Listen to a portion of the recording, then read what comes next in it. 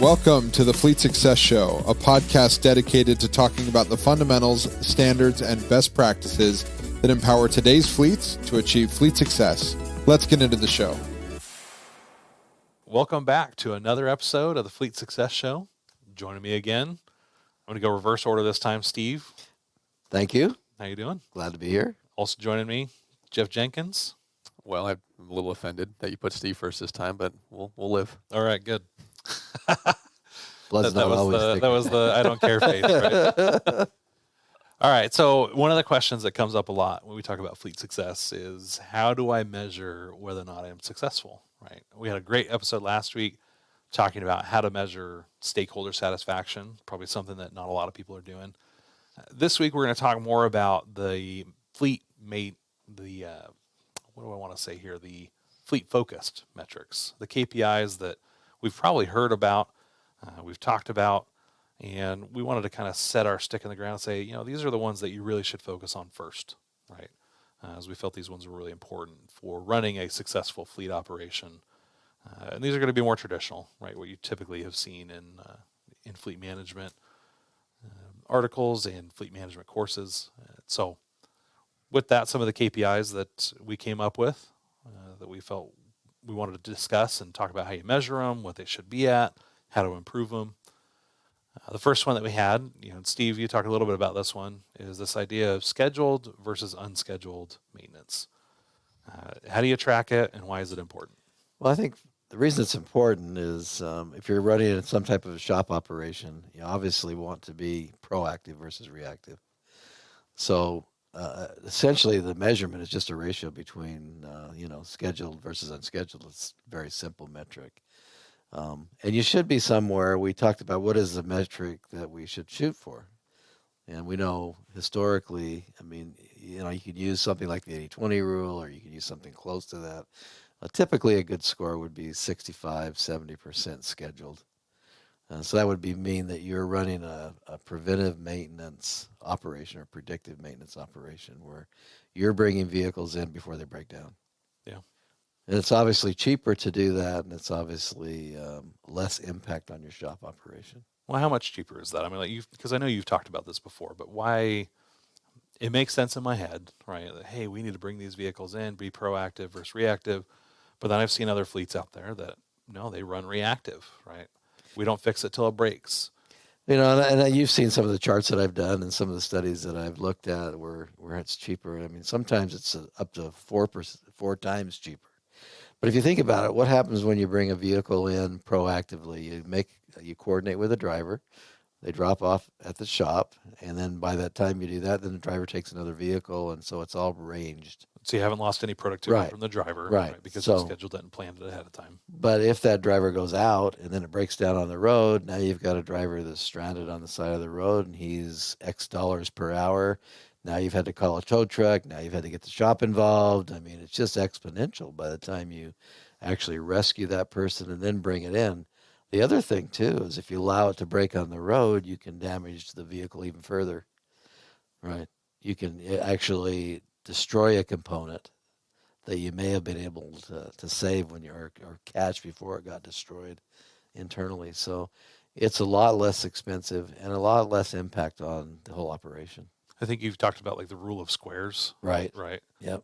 Like that $15 bearing ends up costing you $225 if you let it, if you don't catch it. If it becomes a road call, $225. If it becomes an accident, it's $225 times $225. Right. Right. And so it exponentially gets bigger, right? In trucking, how big of a deal is a road call versus catching it before it breaks down? Well, it can be very expensive. The tow bill or the road call. So typically a road call when someone's going to call out is about that $250. It's even more expensive at night on the weekend. Plus you've got to pay for whatever the mileage is. They got to come do it. But it's I would agree. It can be 4 up to 10 times more expensive. Some states regulate how much it costs for a tow. Some don't. The ones that don't, they can really price gouge you when it comes to towing. You're towing a tractor plus a trailer. So you've got 53 feet that you're towing, which is a heck of a lot more expensive than if you're just towing the truck or you're just towing the trailer or just a regular vehicle. So obviously, we would much rather have that scheduled maintenance take place and prevent anything that could go wrong over the road, because those costs are a heck of a lot higher. I remember one of our Coke trucks years ago breaking down on a New York bridge, and there was one vendor that had that territory. Yep. That he towed on that bridge. And you paid whatever he wanted. Exactly. He had no choice. Yeah. If you wanted to get that thing back to the shop, you paid that guy. Yeah. Well, and then what do you do with all the merchandise? That's the other issue. Well, you got to transload Yeah, it, right? If it's broken down, exactly. and that's part of the other issue, right? Is Right. how much now does it cost to get that repaired over the road as well, as opposed to my own internal shop where I'm Yeah. actually paying someone $25 an hour to work on it, and now I've got to go to an external shop where I'm paying $150 an hour for them to work on it. Not to mention the parts, which I get at cost. They're going to mark up 4 or 5 times cost, Right. plus the downtime. Now I've got a driver, so I've either got to put him in a hotel until his truck's repaired, or I've got to figure out a way to get him to a different truck. So you've got those travel costs and meals and whatever else takes place as well. Then that cost of sending someone else back to go get it. So it adds up pretty All the quickly. deadhead miles involved. Absolutely. Yeah, It adds up very crazy. quickly. All right. So scheduled repairs versus unscheduled repairs, you want to be somewhere around 65-75% scheduled, right? yes. I know Grandpa, when he used to run things, at UPS, his number was always 65% of your work should be PM related, right? It should either be working on the PM itself, or it should be things that you found during the PM. And that's how you knew you had an effective PM program, and you knew that you weren't letting things go too long and breaking down on the road, right? Like road calls, he says in a bad fleet you'll see that in the 30s, 40%. A good fleet you'll see that down around 10, right? Like, When I was doing fleet consulting, I ran into a couple of fleets that had that completely flipped. they're doing 65-75% road call. Yeah, and it was a So- mess, a huge mess. They had more vehicles than they needed. They had way higher costs than they should have had. So I mean, it's an important metric. And that's probably why, right? Like, because it affects so many other things, and there's so many other compensating controls that you put in place when you don't have that right. Like you just mentioned, you have to double the size of your fleet. Well, when we talk about resource efficiency, Yep. it's a total waste of money to buy vehicles just to avoid a road call when you could have just done more PMs. Let alone intentional culture when you have work-life balance. Right. Right. Well, because now you got to address that on the Yeah, weekend, or exactly. You're at getting 2 or called 3 all in the time. morning. Yeah. Right. Jeff, you talk about that in trucking. Is like there's no sleep in trucking. Like it's just go, go, go all the time. Yep. Right? It's super cutthroat. So scheduled versus unscheduled. If you want to call it PM versus corrective, we've seen that too. But again, the idea is what's planned versus unplanned. What did you plan for versus what happened to you that you reacted. All right. Another metric that we think is a great metric for you to track, and this one's pretty universal, but very heavily used in trucking. And it's been pretty standard across for decades. This is one of the I know my grandfather used quite a bit, and that's the maintenance cost per mile. Jeff, you want to tell us a little bit about that and why that's so important? Yeah, I mean, roughly, you're just gauging how much it's going to cost for your equipment and repairs and preventative maintenance, whatever it is, per mile. So typically, and the mileage rates are just all over the place from what they used to be, but a good run maintenance department in trucking probably has a 9 to 12 cent cost per mile when it comes to their maintenance costs. Poor trucking companies, and a trucking company that I worked at, our maintenance costs were about 70 cents per mile. No. So look at that and think about what that does to your profit margin, right? And a lot of that was because there wasn't a lot of equipment turn, right? So age of equipment was really old, which Right. has a huge hit. Here's the other thing is because of how much it would cost for repairs out on the road, the owner would much rather be damned if he was going to pay someone else to fix his equipment. So he would actually bring it back 1,000 miles to his shop just to repair it. Or he would ship a part on one of his trucks to a repair facility so he didn't have to pay their wholesale cost. So he'd actually spend double, triple just to stick it to the man in a sense. Just for the freight charges alone. But yeah, Because that's where people don't value their time right. in that equation. Tripping over dimes and saving Yeah. pennies. Yeah, but it's very important, right? Because you need to know what those costs are associated with it, and then that's how you dig into your P&L and you can figure out, hey, this is what I've got to do to actually change that cost. But typically, if you're running a truck, let's say you're getting $2 a mile, okay, just for that to move that freight, and you're spending 70 cents of that $2 just on maintenance costs. I mean, you look at that and you're like, geez, I'm spending 40% of my overall cost, and that doesn't include the fuel, it doesn't include the driver pay, it doesn't include the G&A or the back office or any of that other stuff. So, well, no wonder you're running at a break even at best because of how high those maintenance costs are. Those well-run fleets, right? They are much more likely to have higher profit margins because they're spending so little, and they're the ones that actually churn the equipment, and they have the newer equipment. They're not the ones that sit there and hold their equipment as long as they can. I know companies like Knight Swift, just here locally, they're turning trucks over now in 3 years. So I think down. Theirs is like 2.7 years or something like that. Just to avoid these kind of yeah, and they do a lot of it based off of miles, right? How many miles do you have? And some companies that run team freight, they'll exchange those out quicker just because they put more miles on them. But yeah, I mean, once you get after that 3 years and you get those 300,000 miles on that equipment, it starts to digress real quickly. Especially with all the technology that you're seeing now, we're kind of like the beta testers of technology when you're in the trucking business now. Yep. There's a lot of things that came out in trucking first before they came out to the public and consumer cars, for sure. I think what's interesting, like you just kind of talked about that a little bit, is this replacement side of it. Another metric that I like looking at is this TCO cost, right? Like, what's your total cost of owning that vehicle? A lot of people, they do get hung up on just maintenance cost per mile, and they totally neglect the other side of that, which is the capital cost, right? How much did it cost you to actually buy that vehicle up front? And it's about running the right balance between how much did it cost me to buy the vehicle versus how much does it cost me to keep maintaining it, right? And this is one of the things I really like the efficiency curve. We talk about the optimum replacement window. TCO is what drives that, right? And how much did you spend out front for that vehicle? How much do you spend each year for ongoing maintenance? And a lot of people say, well, as soon as the maintenance cost and the depreciation intersect, like right after that, you should be looking at replacing that vehicle, right? It's not absolute, but it's a good gauge. It's a good gauge. Yeah, I mean it gives you at least something to shoot for. Because after that, like your risk of catastrophic road failure or your risk for significantly higher maintenance cost goes up, right? Yeah, it doesn't happen all the time, but your risk is. We've always said there's a flat little curve at the bottom where you've got 2 or 3 years there. You can play with that. It's a fairly wide window, right? But you could do that for every vehicle, and kind of you map out, what your depreciation is over time, what the capital, the maintenance expenditure, and then you map those two together to create your TCO curve.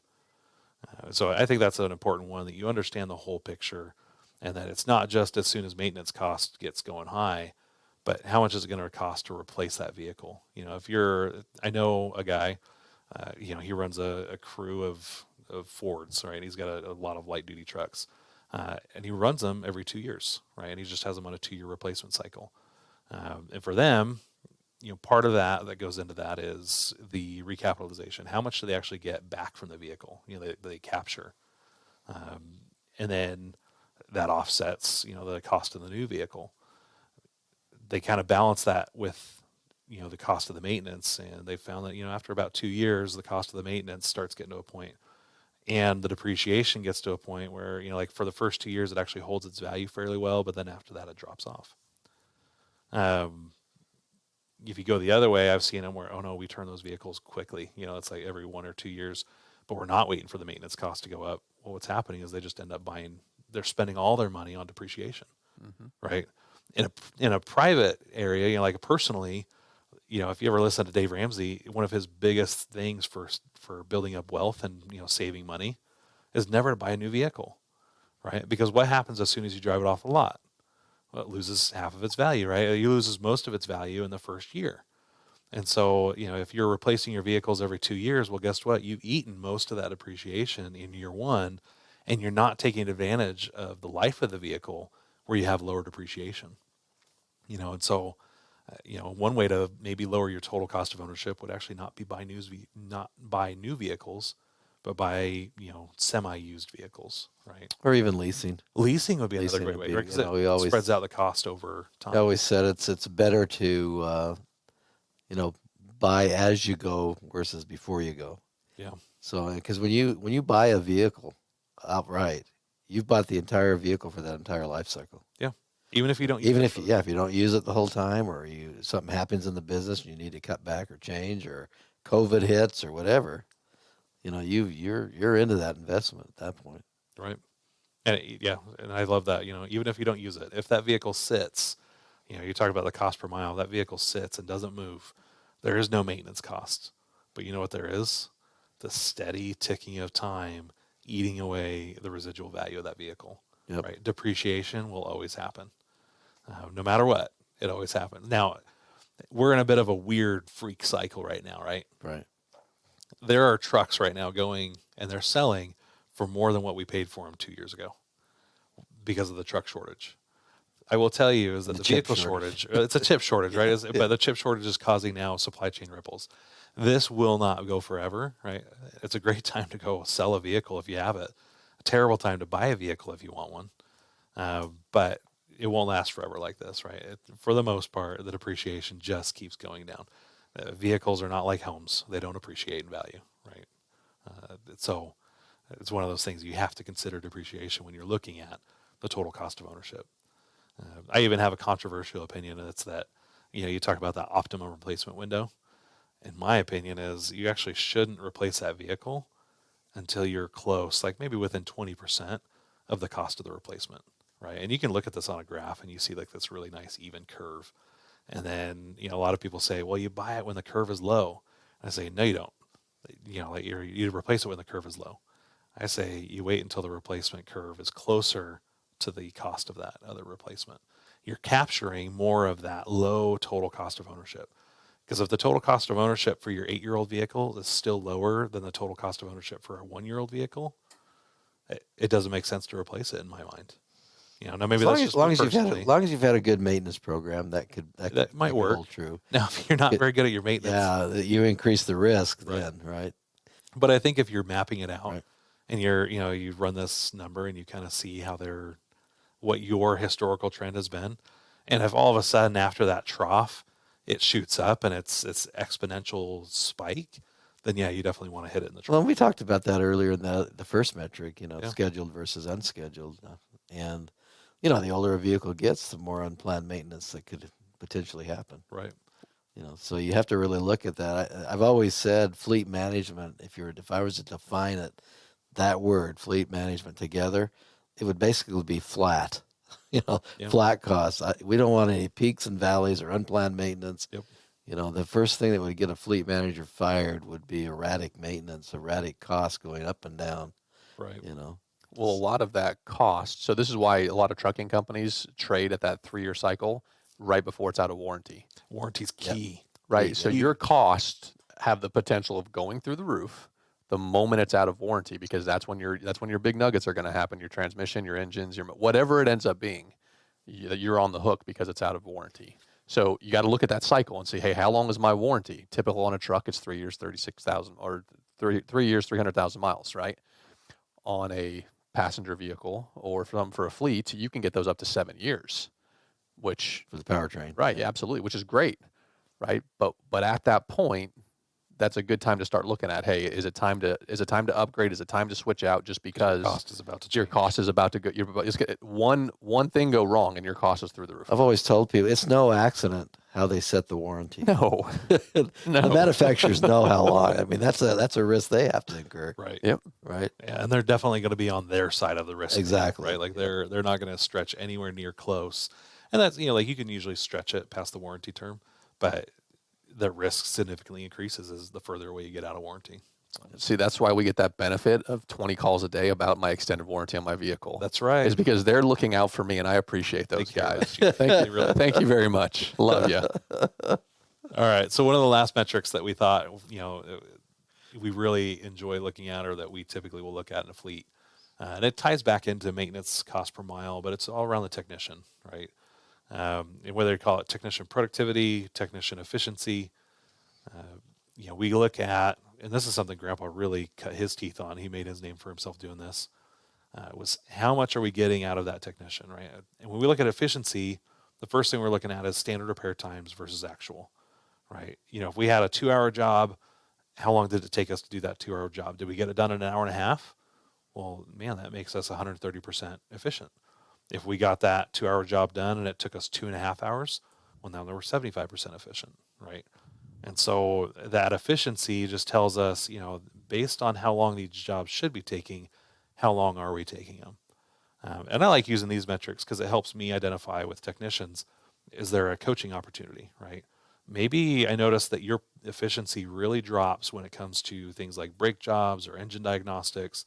Well, now I know that this is an area that you struggle with. It's but then also a training opportunity. Right? It's exactly what it is. It's training opportunity. I can get you into a class or get you into some training programs with the OEMs and see if we can boost that productivity or that efficiency, rather, and bring those windows closer together, where your scheduled time is closer to the actual time it took to do the job. And good systems have ways to track this. I know, like, we alert people when the technician is getting close to the time, when they've exceeded the time, and when they've really exceeded it, right? Like when they're within that 115%, efficiency, or when they're at, like, a 75%, we'll give them like a little yellow tag or something. There's ways to track that where you can use that and proactively, like, oh, wow, hey, look, something happened with that job. Maybe it was a rusted bolt. That's not something we deal with here in Arizona, but everybody back up in the Northeast to know what that's like. You got a rusted bolt, and sometimes your 2-hour job suddenly hits a roadblock. Now you're down on parts or something like that. But efficiency is one of those really critical ones that help you identify, are you running the shop as well as you could be? Well, it also allows you to benchmark with outside labor. Yeah.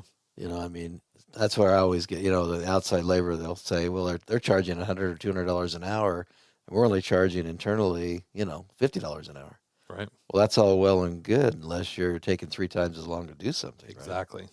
So it has to be balanced, right? Yes. And I will tell you is that as a dealership or any of those, they're using these same things. They're using efficiency metrics because they're billing for 2 hours of labor, right? And they're billing based on that. And if it's taking their technicians longer than 2, well, now that company's losing money. Right. Right. And so if you treat yourself like a private repair shop, I know as a public company, one of the biggest threats to a public fleet service division is the threat of privatization. Right. Right. Well, if you ran your fleet like a private fleet, you probably wouldn't have that threat as much, and sometimes we get into that mindset of just thinking, oh, well, this is just how we do things. Well, yeah, but what if we could really focus on efficiency and run it like a for-profit business, and we end up with a surplus at the end? I think that's right. How satisfied would your stakeholders be with that, right? I don't think anybody's ever gotten fired for ever coming up with a surplus. No, when I took over at Fleetwood, there was nothing like this at all in the maintenance shop. Nothing at all. In fact, I had a mechanic that would turn in his hours for the week, and he'd say he worked 60 hours, but his maintenance that he did on equipment was like 100 hours. So he was only working 60, but he was logging 100 in the system, saying he was working. Yeah, so it was a weird deal, right? God bless you, Larry. Anyway, so there was none of that. So it was all over the board. One person would do a PM in 3 hours, one person would do a PM in 6 hours, and one person would do it in 4. So there was no standardization whatsoever. And that's just PMs, but all the major jobs, right? I mean, we would, it'd be a month, to do an M-frame. And you'd have all these different things, and no one had any gauge of it. And I was like, guys, we've got to get standard on what our hours are to fix something. And if our mechanics aren't up to par on what they need to be, then we need to get them some training. We need to do, assign them to different jobs, do whatever we've got to do to keep our costs down, right? Our internal cost was $75 an hour. That's all it was. It wasn't very expensive, right? But our external costs were a lot higher depending on where we took it. But the fact that it took us so long on a lot of our jobs, we were paying more at that $75 an hour than to send it outsourced. In fact, I was having some of the operation owners of the different divisions calling me and saying, I don't want our shop working on stuff. I want to send it outsourced because it takes us longer than anywhere else. It takes too long. Well, that goes back to what we were just talking about. Yeah. $75 an hour is a burden rate, but if you're taking 3 times the standard fare, then it's, now you're up in the 200s. Yeah. Right. So. Well, and it's interesting that he was doing, like he was only clocking 60 hours a week, but then he was billing out 100. Yeah. Right. I mean, like, there's no reason for that. Normally what we'll see is the opposite, right? Yeah. Like, oh, well, I got, I want to get paid for 60 hours a week, but then we look at the billables and your direct time was only 20, right? Or 30. Well, where did the rest of that time go? Well, he was learning from lawyers. He was doing lawyer time, right? If it was a minute, it's 15. Right. We were just rounded up. The thing, this isn't rocket science either. No. I mean, there are programs, templates, things that you can subscribe to get these actual metrics. I know when I was working in the garbage business, we actually asked the OEM, give us your warranty times, and they'll share them with you. I mean, this is not secret, So you can actually come up with your own metrics internally for standard repair times if you have to. And there's systems that'll do that. Right. I know ours will. You can actually feed it back in on itself Right. and say, based on the VMRS code and that class of vehicle, and then you can say, let's try to do 10% better this year, and you can actually reduce all the times by 10%, right? And then there's third party, there's, Chilton's, Haynes, right? And they all have kind of their standard repair yeah. times. I think the key is identifying which ones work for you and which ones are closer to your operation. And then just setting a bar and then improving it, right? And same thing goes for, like we talked about productivity, this idea of, the guy was doing 60 versus 100 hours, looking at the hours paid versus the hours worked. I like direct versus indirect. You've talked about that, and how much time do they actually spend wrenching versus doing other things like clean up and brake and. Well, the key benefit to that particular metric is you understand what you really need. Right. If you got mechanics that are working 40% wrench time, then maybe you don't need mechanics. Yeah. Maybe you need service workers or something else, Or maybe you need a foreman. Yeah, right? or something. Yeah. To keep them on task and Right. make sure Yeah. we're working on the right things. Yeah. So, well, this has been a fun little discussion. We have just scratched the surface, right? And I know there's a lot of opinions on which KPIs are the best and which metrics should we be tracking. These were 4 that came to our mind that, these are the kind of the 4 more global, more broad metrics that every fleet should be looking at, have an idea where they're at, and have a goal for improving them, and really drive that resource efficiency that we try to talk about so much. Well, I think we'll expand on it in future episodes when we Absolutely. talk about resource efficiency. And Yep. So, All right. Well, until next time, we'll see you guys later. As always, let your friends, colleagues know about the Fleet Success Show and tag us on social media at Fleet Success. Sayonara. have a good one. Stay classy, San Diego. Thanks for joining us on this episode of the Fleet Success Show. If you liked our show, we'd appreciate your 5-star review. Be sure to subscribe anywhere you listen to podcasts and come hang out with us anywhere on social media at Fleet Success. See you next time.